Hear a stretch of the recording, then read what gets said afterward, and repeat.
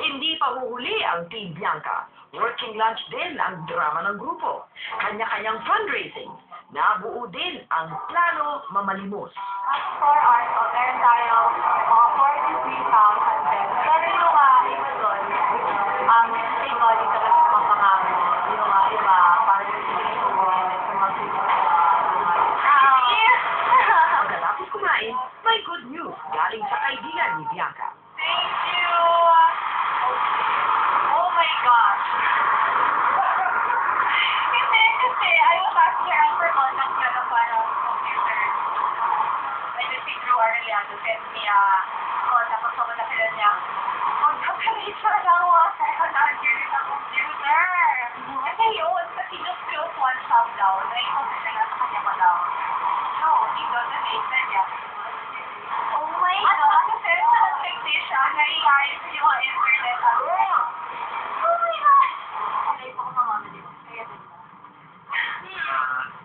Sa boyfriend. Hindi mamali mo sa kalye. Iba yung mamali mo sa... Nagbenta ng sapatos. Hindi, stop na lang. Yeah, I started getting money because it's a problem also. Tsaka yung mga simple. Oh, Ito kasi yung simple. Na meron mga nagbili ng computer na mabangit. Meron naman natin yung pinag-share. 65,000. Kahit na 65,500. Isa ba na ali? 5,000 5,000. Oo, ganon. Ngayong gabi, ulit ako ng laki na. Matagal yun? Tama-tama rin na. Di na nahirapan ang Team Bugoy sa kaso ni Sharon. Si Vice Doc agad ang naisip nilang solusyon. bawal na yung chocolate para tulingan bawal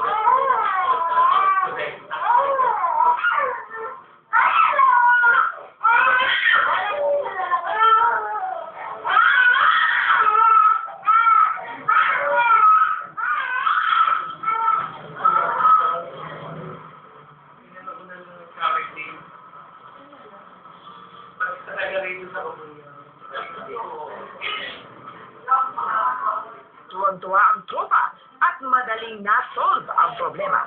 Libre pa.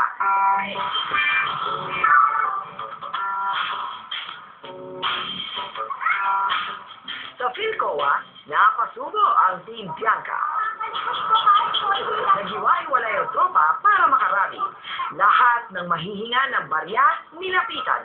Nang makatiempo ng kakilala,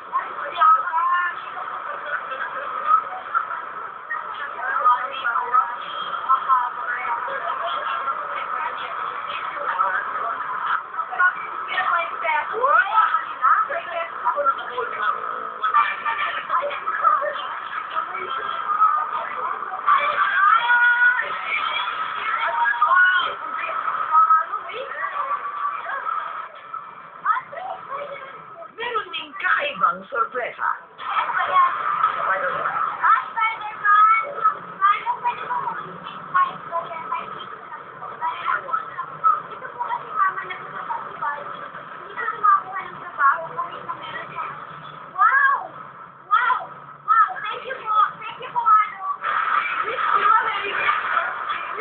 Mukhang ginaganahan ng gusto si Bianca mamalimos. Nakakarami na ng donasyon ng Team Dieter, pero kailangang mag-side trip ng grupo sa I Am Ninoy campaign. Panelist si Dieter sa event. Ang Team Bugoy naman, sa butika dumaan para ibili ng gamot ang anak ni Sharon. Ayan. Wow. Salamat po. May gamot na kami para kay Sharon. din siyempre para kay Maureen. Bibili ng matrix.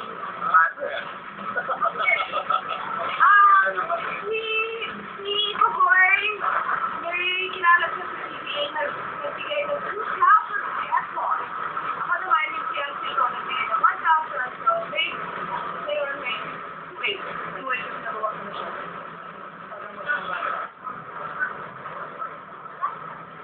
Pagkatapos mamalimos, ibang pakulong naisip ng Team Bianca para sa mga batang namamalimos din sa Philcoa.